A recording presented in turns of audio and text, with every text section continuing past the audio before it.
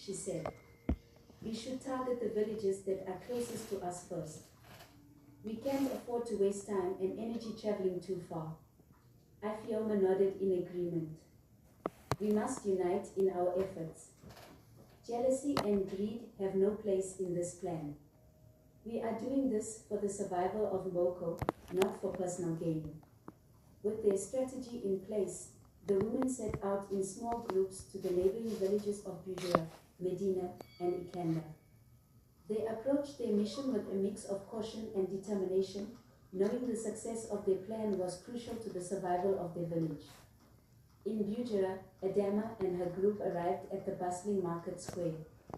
With the charm concealed within her cloak, she approached a group of men who were busy haggling over the price of livestock. With a confident smile, she began to engage them in conversation, subtly using the charm to exert its power. The men's eyes glazed over, and they followed Adama and her companions without question. The women of Mboko had succeeded in capturing their first group of slaves. News of their success quickly spread back to Mboko, bringing a renewed sense of hope to the village. However, tensions among the women increased as more men returned to Mboko. The charm's power had created an unintended consequence. Some women were more successful than others in capturing men, leading to feelings of jealousy and resentment.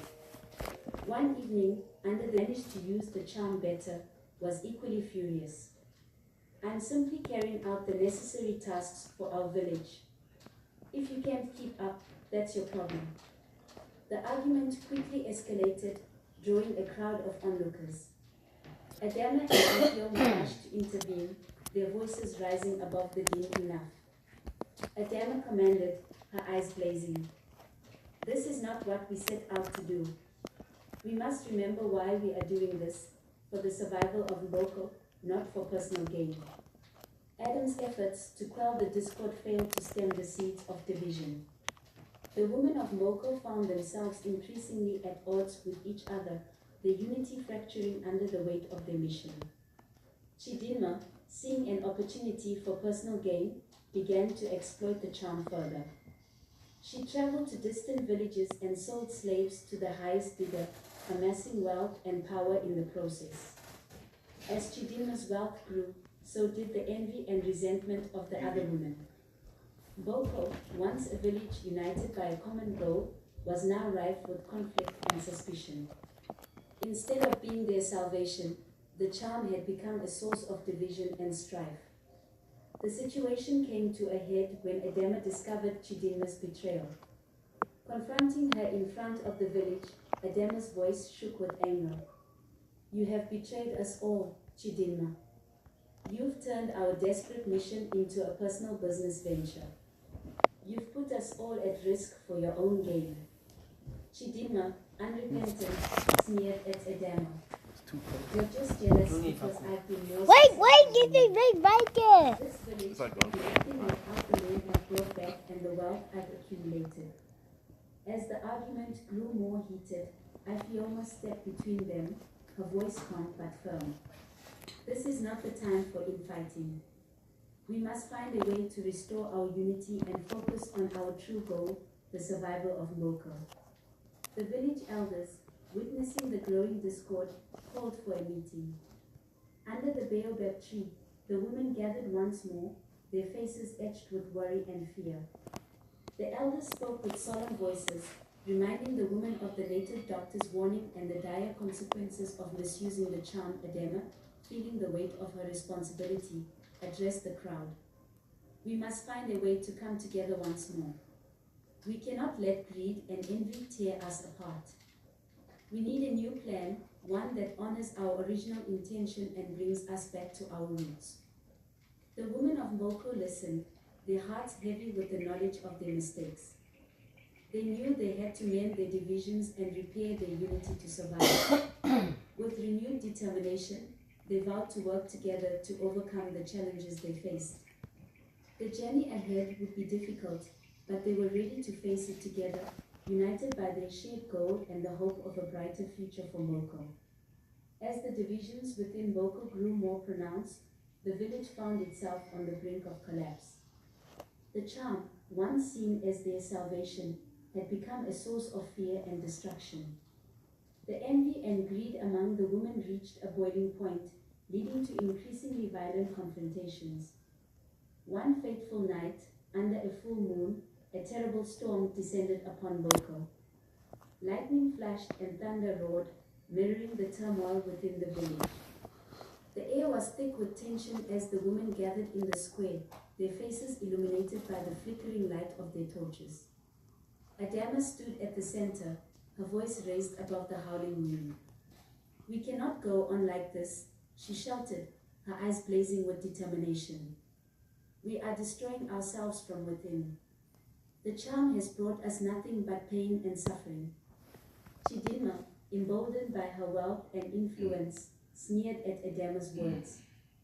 "You're just afraid of my success, Adama. You always have been. This village needs strong leaders, not weaklings who can't handle power." The crowd murmured in agreement, their loyalty divided between Adam's vision of unity and Chidinma's promise of power. Ifioma stepped forward, her voice calm but firm. "We are on the brink of losing everything we hold dear. We must find a way to restore balance and harmony to Mboko." As the storm raged on, Why the so women argued strong? fiercely, their voices rising and falling like the wind.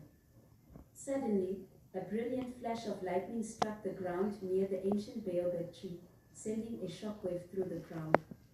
The women fell silent, their eyes wide with fear. The spirits of the men enslaved by the charm started to manifest at that moment. Their ghostly forms glowed with an eerie light, and their voices echoed through the storm. "You have wronged us," they intoned, their voices filled with sorrow and anger. "You have used dark magic to bind us to your will. Now you must face the consequences." The women screamed and ran in all directions, their fear and panic palpable. The ghosts pursued them, their forms shifting and swirling in the storm's fury. The men's spirits were relentless, driven by the pain and suffering they had endured. Adama, Chidinma, and Ifioma, realizing the gravity of their actions, knew they had to act quickly to save their village. They gathered the bravest among the women and made their way to Obiajilu's hut, deep within the Ijaba forest. The journey was perilous, but their desperation drove them forward. Obiajilu awaited them, his face grave. "I warn you of the consequences," he said, his voice heavy with regret. "The spirits have become angry, disrupting the balance. There is only one way to set things right." The women listened intently as Obiajilu explained the dangerous quest they must undertake. They needed to retrieve 3 sacred items, the golden calabash from the peak of Mount Ikon, the tails of 3 white lions from the Valley of Shadows, and No! the spear from the mermaid queen of Lake Nyasa. They could only perform the ritual to appease the spirits and restore peace to Mboko with these items. Adama, Chidinma, and Ifioma, along with a few other brave women, set out on this perilous journey. The path to Mount Ikon was treacherous, with steep cliffs and narrow ledges. One plus me, where's They climbed with million? determination, their muscles straining and their hearts pounding. After days of arduous ascent, they finally reached the summit and carefully retrieved the golden calabash. Their next challenge lay in the Valley of Shadows, a place shrouded in darkness and danger. The white lions were fierce and elusive, but the women's resolve did not waver. They devised a plan to trap the lions and, after several harrowing encounters, succeeded in obtaining the tails. The final and most daunting task was to secure a strand of hair from the mermaid queen of Lake Nyasa. The journey to the lake was long and filled with unseen dangers. Upon arrival, the women found the mermaid queen combing her long, shimmering hair by the water's edge. They approached her with respect and humility, explaining their plight and begging for her help. Moved by their bravery and desperation, the mermaid queen agreed to assist them. She gave them a strand of her hair, warning them to be careful and to act swiftly. With the 3 sacred items in their possession, the women began their journey back to Boko, their hearts filled with hope. Back in the village, the storm continued to rage, and the spirit's torment showed no sign of abating. The women arrived just in time, presenting the sacred items to Obiagelo. The native doctor performed the intricate ritual, combining the golden calabash, the lion tails, and the mermaid's wing. As he performed ancient incantations, a powerful light enveloped the village. The spirits of the men, drawn by the ritual's power, began to fade. Their voices, once filled with sorrow and anger, softened into a harmonious chorus. The storm subsided, and a calm, serene atmosphere settled over Mboko. The ghosts vanished, leaving the village in a state of peace. The women of Mboko, exhausted but triumphant, realized the gravity of their actions and the importance of unity and ethical behavior. They had faced their deepest fears and had worked together to save their village from destruction. They buried the charm, which had caused so much pain, deep within the forest, never to use it again. The storm subsided, enveloping the village of Mboko in an eerie calm. The air was thick with a sense of relief, but also with the weight of the journey that lay ahead. People hailed Adema, Chidinma, Ifioma, and the other women as heroes for their brave quest to retrieve the sacred items, but they knew their work was far from over. As dawn broke, the villagers gathered once more under the ancient baobab tree. Adema stepped forward, her voice clear and resolute. We have appeased the spirits and restored peace to our village, but we must never forget the lessons we have learned. We must rebuild Boko with unity, respect, and ethical behavior as our guiding principles. Chidinma, who had been at the center of much of the conflict, took a deep breath and stepped beside Adema. I let my greed and ambition cloud my judgment, she admitted, her voice tinged with regret. I promise to use my resources and influence to help rebuild our village, not for personal gain, but for the good of all. The villagers murmured in agreement, and a sense of hope began to permeate the air. Ifioma, always the nurturing voice of reason, addressed the crowd next. We must create new traditions and rules to ensure such chaos never happens again. Let us come together to decide how we will move forward. Over the next few weeks, the women of Mboko worked tirelessly to establish new systems and structures within their village. Under the baobab tree, they convened meetings where everyone participated and collectively made decisions. To oversee the village's well-being and pass on the lessons learned from their ordeal to future generations, they established a council of elders.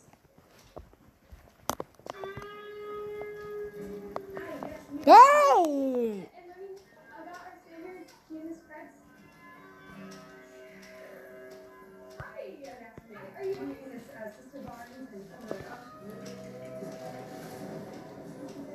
No!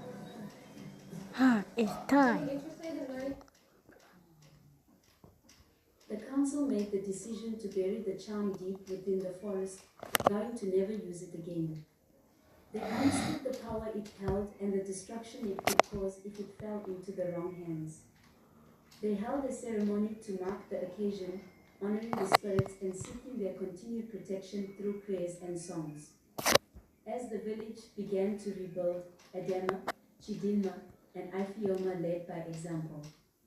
Together with their fellow villagers, they repaired homes, tended to crops, and provided care for those affected by the turmoil. Their leadership and dedication inspired others to contribute and fostered a renewed sense of community.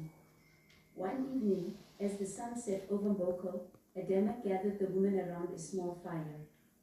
We have come a long way, she said, her voice filled with pride. But we must remain vigilant. Greed and envy can easily creep back into our lives if we are not careful. Let us always remember that our strength lies in our unity. The women nodded in agreement, their faces illuminated by the flickering flames. They knew that their journey was far from over, but they were determined to face the future together.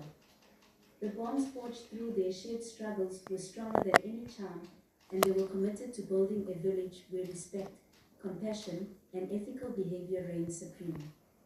As time passed, Boko flourished once more. The fields were lush and green, and the homes were sturdy and welcoming. The village became known for its strong sense of community and the wisdom of its people. Generations passed down stories of their trials and triumphs, serving as both a cautionary tale and a source of inspiration. Adama, Chidinma, and Ifeoma continued to lead with grace and humility, always mindful of the lessons they had learned. They encouraged the younger generation to cherish their heritage and to always strive for unity and ethical behavior. Boko incorporated their journey's legacy into its fabric, guaranteeing the village's continued prosperity for years to come. One day, as they walked through the village square, Adama turned to her friends and smiled. "We did it," she said softly. "We saved our village." Chidinma and Ifeoma nodded, their hearts filled with pride and gratitude. "Yes, we did," Ifeoma replied, "and we will continue to protect and nurture it together." The sun set over Mboko, casting a golden glow over the village. The women stood together, their bond unbreakable and their resolve unwavering. They had faced unimaginable challenges and had emerged stronger, wiser, and more united than ever. As they looked ahead, they knew they would face whatever came their way with courage, compassion, and an unwavering commitment to their beloved village. As the years passed, Boko transformed into a village renowned for its wisdom, unity, and resilience. Every new generation now shares the village's rich history, which includes the trials and tribulations faced by the women. The elders firmly ingrained the lessons learned into the fabric of their society.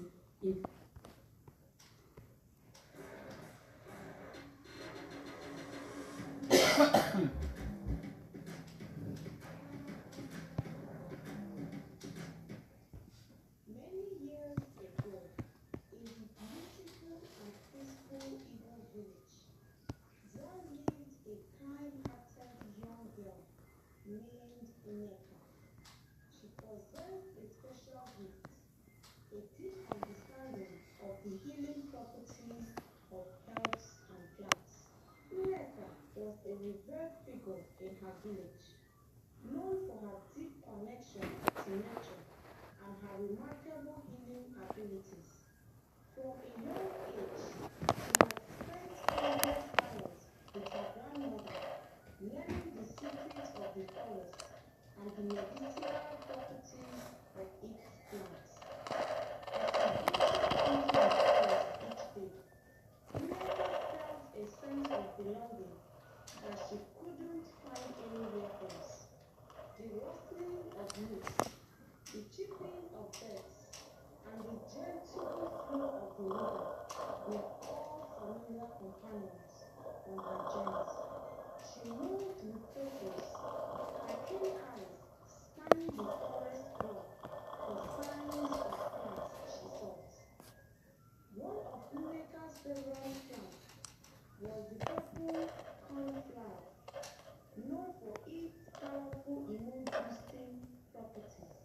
She would carefully harvest the flower head, being sure to leave a mark behind for plants to regenerate.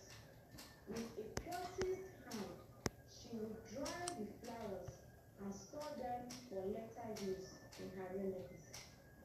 Another plant she often sought was the yarrow, prized for its ability to stop bleeding and reduce inflammation. Nneka knew just where to find the clusters of fertile leaves hidden among the undergrowth. She would gather them with care, grateful for their healing powers. But Nneka's knowledge extended far beyond just a few select plants. She knew the forest like the back of her hand.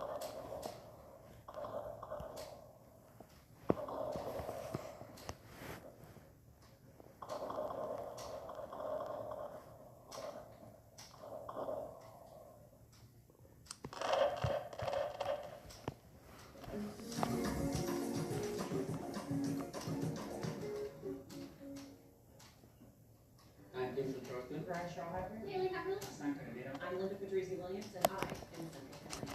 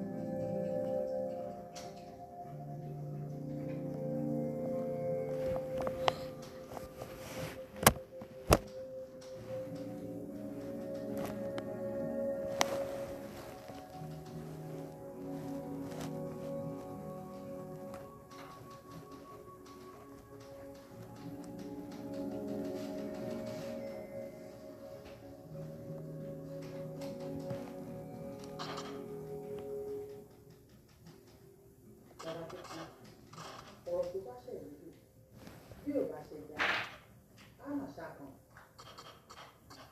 ẹ̀sìn ìbò òun lórí ọ̀rọ̀ àṣàkóso títí táṣà tó ìpàdé bẹ́ẹ̀ àwọn Yorùbá bọ̀ wọ́n lè bí èyí kú káwá di ọmọ rẹ̀.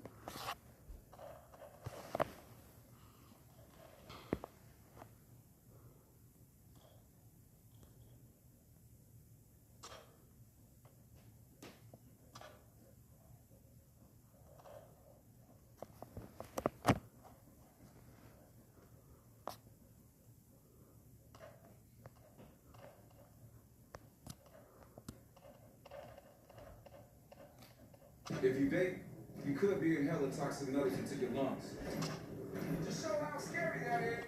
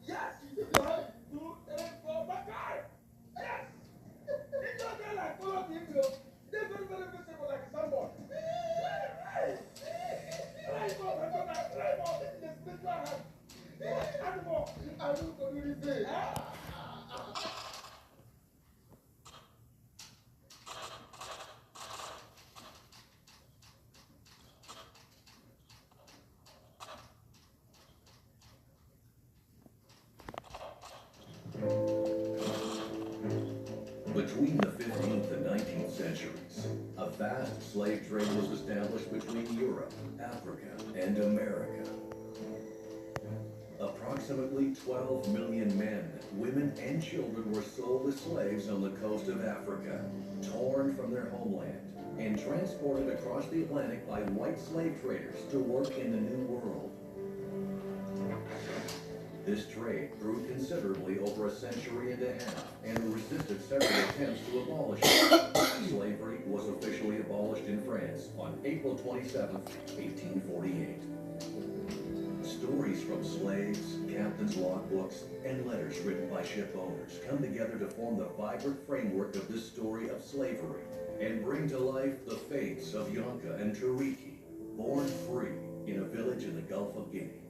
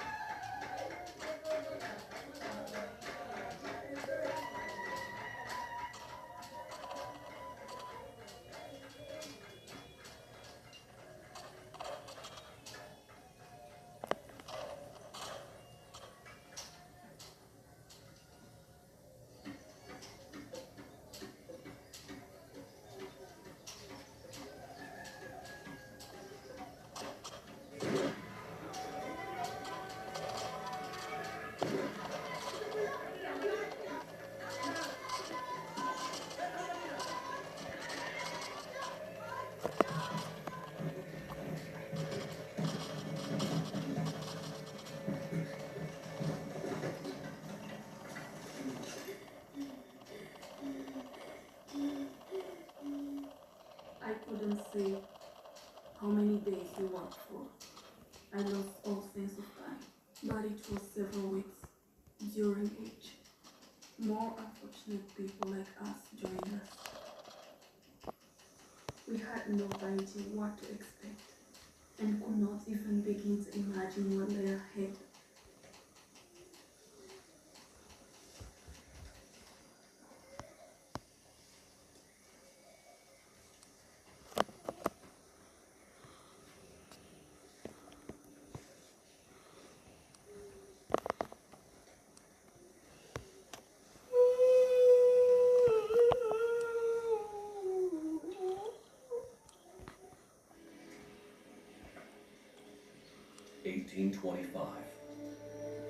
The slave trade, which had been banned in France for 7 years, He's a convict, but he has some troubles. and the Americans. He's always on a Slavery had secret been abolished mission. in France in He's a 1794. werewolf. Napoleon re-established it.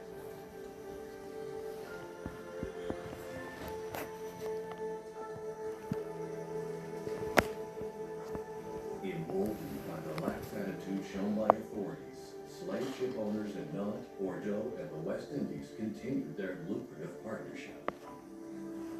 Ships delivered arms and merchandise from Europe and America in exchange for African slaves sold to the French West Indies and Cuba. These ships would then return to France, loaded with merchandise from the plantations, coffee, sugar, and cocoa beans.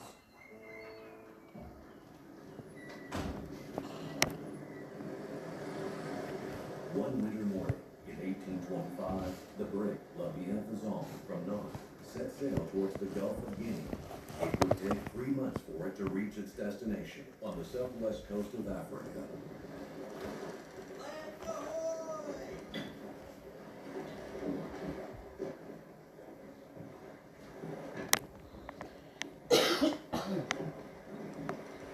On the 16th of April, 1825, having reached the coast of Africa 98 days after leaving Nantes, the Bienfaisant dropped anchor at the mouth of a river.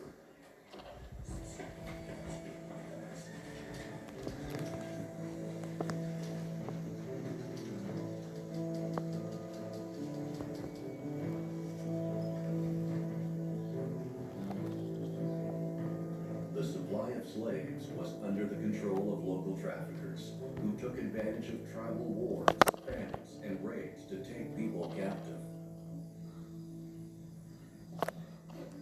Sometimes they allowed the white slave traders to negotiate directly with the local population. These slave traders who came from Europe and America learned how to comply with the lengthy negotiation rituals. After making us wait 12 days, King Pepple finally agreed to an audience. I decided to take the ship's surgeon along with me. For him, it would be an edifying experience, as he had never visited these parts before, and I doubt that he had any idea on how negotiations were conducted. I hadn't told him a thing. What do you need, Captain? 300 parrots and mules, half in pieces of Indian cloth. We have a tenacity in the prepared and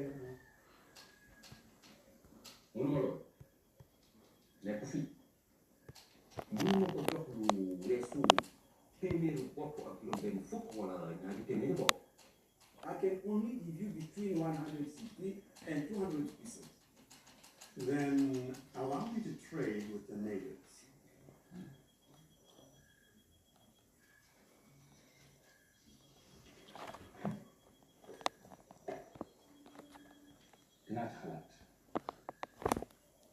I'll consider it.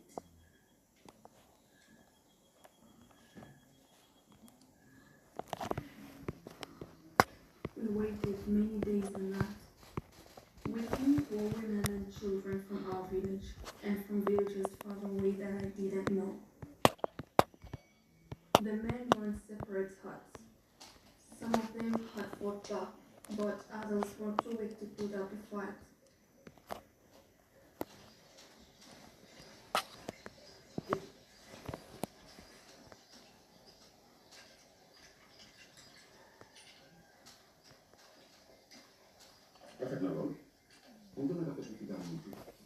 It's a beautiful bag. Much more beautiful than the last ones. There are 120 Dutchmen like this, and 800 Frenchmen like the last one. can I get the nogas? Do you think it will be the one again? His Majesty could easily hit it, and even something much smaller. Wonderful.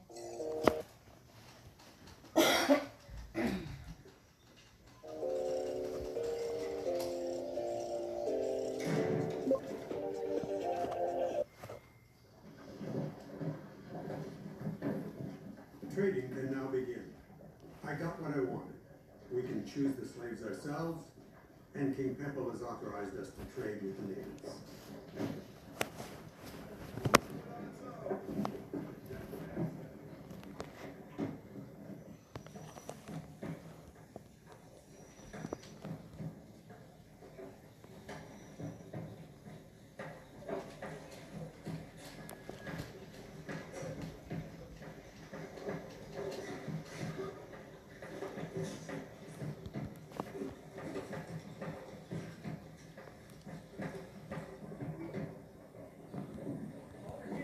Before setting sail, the crew reorganizes the deck. A wooden fence with a door separates the bridge. Tall nets are tied to the outer rail to stop people falling overboard.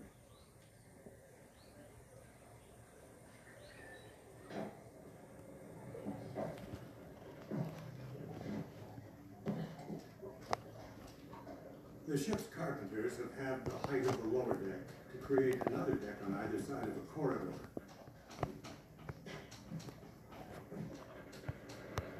The human cargo is stored on 2 levels.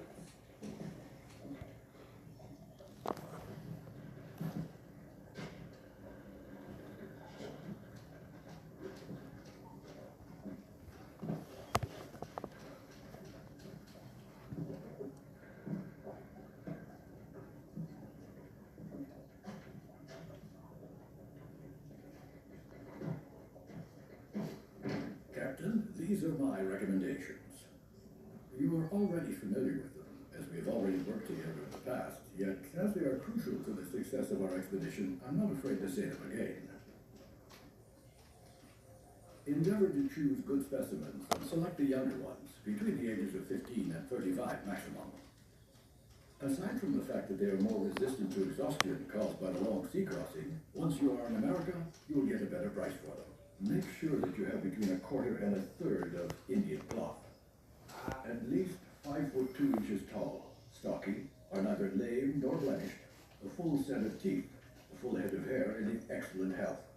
Don't be ashamed to lick their skin, to taste their sweat, to check that they haven't contracted any diseases. As for the women, choose them young, of childbearing age, or soon to be of that age. But make sure that the women account for no more than a third of the men. As for the Negro children, they must not account for more than 1/3 of the women.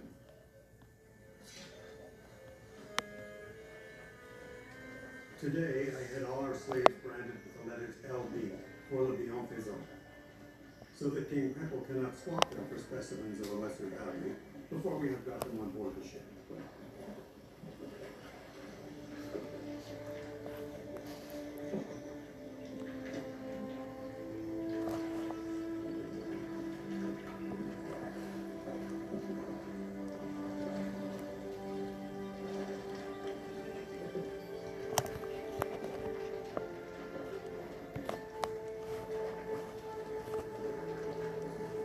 The first thing I saw when we got to the coast was the sea, of course, but also the ship. I had never seen anything so big on the water, but my surprise soon turned to fear when I realized the ship was waiting for its cargo, and that cargo was us. Although I tried my best not to show it, I was terrified when they made us get on board. Your home's equity is opportunity. A SmartLock Home Equity line of credit can unlock the potential of your home's value. Take advantage of our competitive introductory rate. Speak with a local, transparent, and friendly expert at Orstown Bank to learn more. I remember what the others were saying, that we were headed for beyond the Great Sea, and that white people would eat us.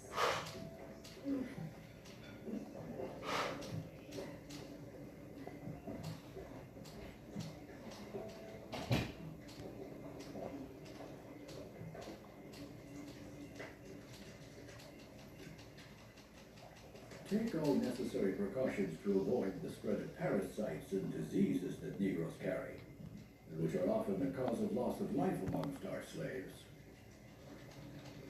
To this effect, have them shaved all over, or wash their heads and bodily hair in vinegar.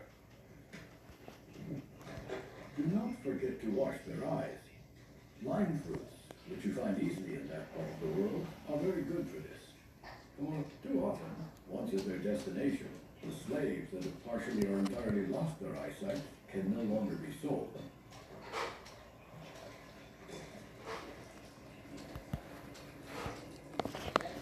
Competition between ships has resulted in an increase in price. Therefore, we shall only take 286 slaves out of the 300 we initially wanted, and the 360 that the bienfaisant could have held